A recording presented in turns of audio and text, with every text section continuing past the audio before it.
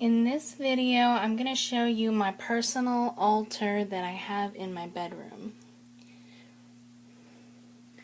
So here's just a look at everything. This is my windowsill next to my bed. My bed is right over here. So I really like having a nice altar next to my bed because I do a lot of my more intense prayer when I'm going to bed or when I'm getting up in the morning. So it's good to have this right here next to the bed. And I also have a moon up here and a little goddess representation here. And then on the other side there's this is my file cabinet and my printer, but this is also where my desk and my workspace is. And I decorated this file cabinet. I decoupaged that. Anyway, I do have some items here, like my candle snuffer and incense and a lighter. And this is a frog that I painted. So an altar is pretty much anywhere that you create sacred space. Just a space where you put things that you love or things that have meaning to you. It can also be used as a place where you put offerings for any deities or spirits or other kinds of beings that you would like to work with. And this just really brings good energy into the room. These are raw chunks of rose quartz. This one is rose quartz and this one, and then I've got some also over here. These two right here are also rose quartz. And then this is a tiny little rose quartz right here as well. And then that stone is the best for love and just gentleness and sweetness. It can be for a really sweet romantic love or friendship, any kind of healthy, balanced relationship, but it's also for self-love, and it's the most used stone for any kind of emotional healing work. So that's rose quartz. It's basically just love. Then celestite is a stone I really enjoy. It's a very calm stone, and it has a lot of connection to higher beings. It gives you abilities to contact deities, or a lot of people use this for if they want to contact angels. It's supposed to be the best one if you want something to help you with angels. This is another celestite, a tumbled one. This is one of those salt crystal candle holders. It's got a candle in there.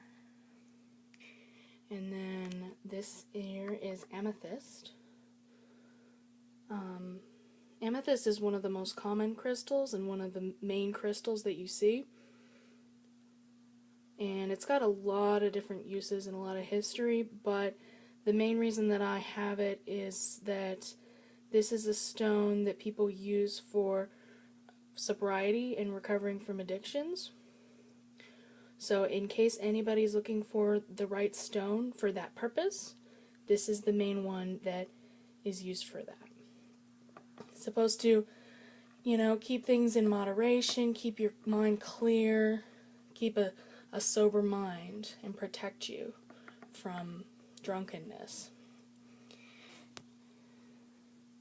And that goes back a long time that it's been used for that. So then also over here I've got this chalice.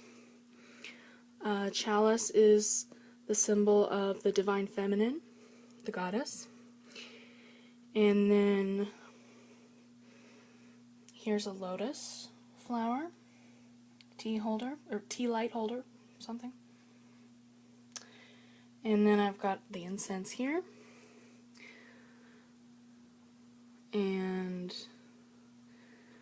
I've got some candles.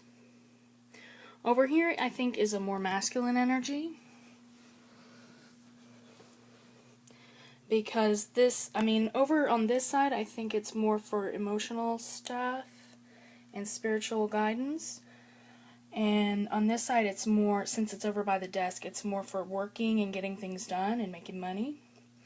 It's a little bit more of a sun god type masculine energy over here. So there's pyrite, and then there's citrine. Citrine is known as the merchant stone, and it's the major crystal that is used the most commonly for wealth and abundance and prosperity and making money and financial success, all that kind of thing. And, you know, since it's the merchant stone, I think it's the best stone for salespeople if you need help with sales, or you wonder what stone would be good to use for that. That's the one. That's the best one. This here is a quartz. Oh, this is another citrine right here, citrine point.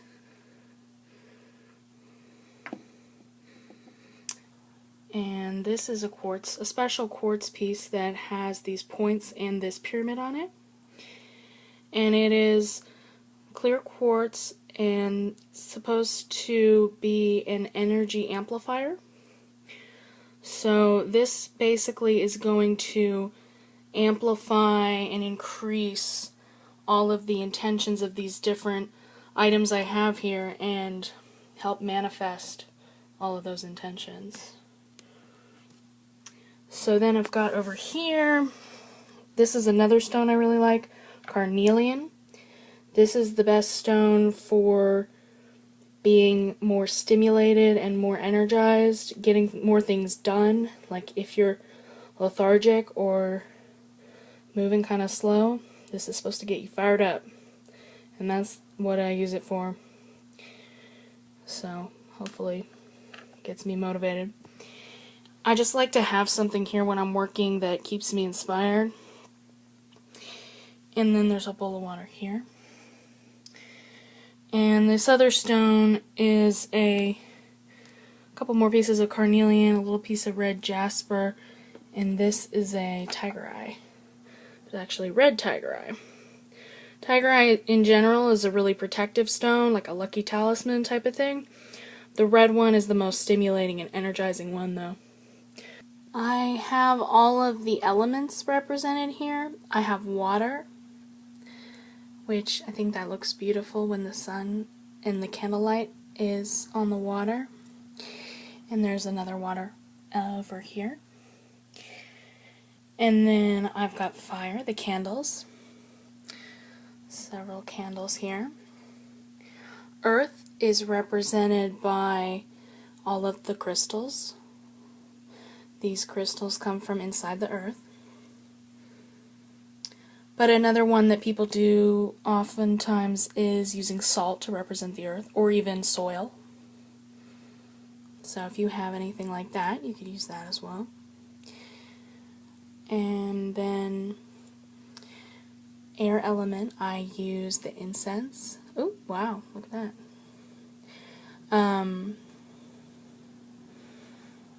I just love watching that smoke and just seeing how it wafts through the air and how it makes different shapes and how it moves. I can just sit there and stare at it, and it makes me feel really connected to that air element. Another one you can do if you want to have something else for air element is feathers or anything to do with birds. Maybe a little statue of a bird, something like that. So yeah, if you find a feather outside, maybe keep it and you put it on your altar so you can have that to keep the air element energy there. And please do not think that you need to have all of this stuff to make your own altar, because you really do not need all this stuff. I know I have made some videos where I just went nuts and, you know, buying all kinds of weird stuff to use for my altar, but I just do that because I have fun doing that. You definitely don't need any of it. You can easily make an altar just by, you know, picking up things off the ground like little rocks and plants and sticks and things like that. You can just use natural objects that you find outside. You could make an altar completely with flowers or things that are growing in your garden, or you could just make it very simple with just a little bowl of water and a little candle and something, that you found outside, like a natural object, like a pine cone. You could also do something to honor an ancestor or any loved one that is passed on. That was actually how I first started to do this, was when I was grieving. I realized how helpful it was to make an altar to keep the spirit around me of the person that wasn't with me anymore. And you can use, jewelry of the person or anything that belonged to them or anything that you associate with them or that they liked. You don't have to really go get stuff specific to your altar. If you have certain things that you've kept for years, that you just have them because they're meaningful to you and they have sentimental value, or they're family heirlooms, things like that, those are great to use for the altar. Another one is that it's really good to have an altar outside. So if you could do that, especially when you're doing like a major ritual for a holiday or something, a lot of times you go out in the forest and set it up in there. But when you're outside, you can use a tree stump is a popular one, or a flat rock, or even just, set up cloth down on the ground or a blanket and just use that. I mainly have this here because it's next to the bed, but another thing I do like about it is that it's got the window here and you can see outside. So this takes on a totally different look depending on the time of day and the light that's coming in. So when it's dark out there, this will look a lot different than when the sun's up or when the sun's setting. Oh, and man, when there's a storm, when there's thunder and lightning and it's raining and you can see through that window, this looks really great. I love that storm energy. I really love using yellow and orange candles because they are pretty high energy. Orange is a great one for getting creative energy, working on projects, or just getting things done, being productive. So, an orange one is a good one to have burning when you're trying to get work done. And then yellow is pretty similar to that, but it's more of an uplifting, sunny, sunshine, happy energy. So just a really joyful, light energy. So if you have any problems with your mood, or if you have depression, a yellow candle is really good. Whenever I'm filling this water, I love to put water out here as an offering.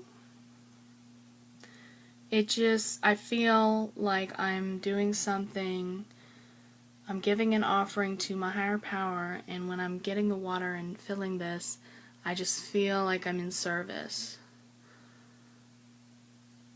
And it puts me into a really good frame of mind.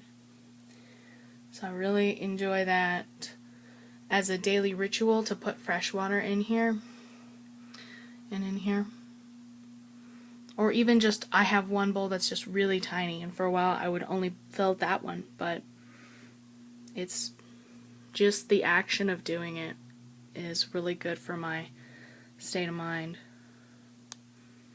Oh, and your offering does not have to be water. There's a lot of things you could use, but it can just be anything that's really simple and easy to do. It's just an action of offering anything, really.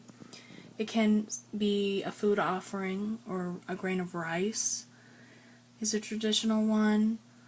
A lot of times a flower, or sometimes when my garden is doing more than it's doing during the winter time, I'll do something from the garden, a leaf or a flower or a fruit of some kind from the plant that I grew.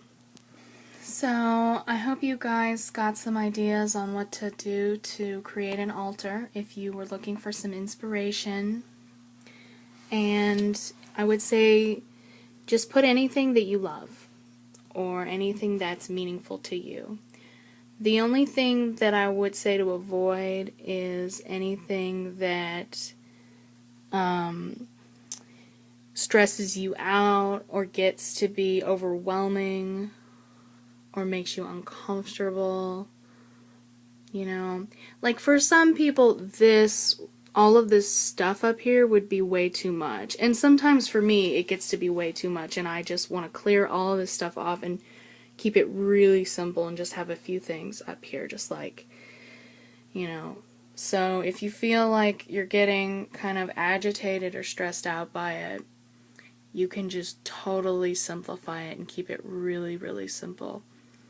That's what I would recommend, you know. Oh, and there is one caution I forgot to mention, which I probably should tell you. Certain crystals, especially I have heard amethyst, will fade when they're in the sunlight. So you might not want to leave crystals in the windowsill like I do. However, I haven't noticed this one fading at all, and it's been sitting here for a while. I don't know. I've read that they do fade, but I haven't noticed any change really in mine. So, just a warning that the sunlight can fade the crystals. And I think that's all I got for you guys. I hope you have a good day.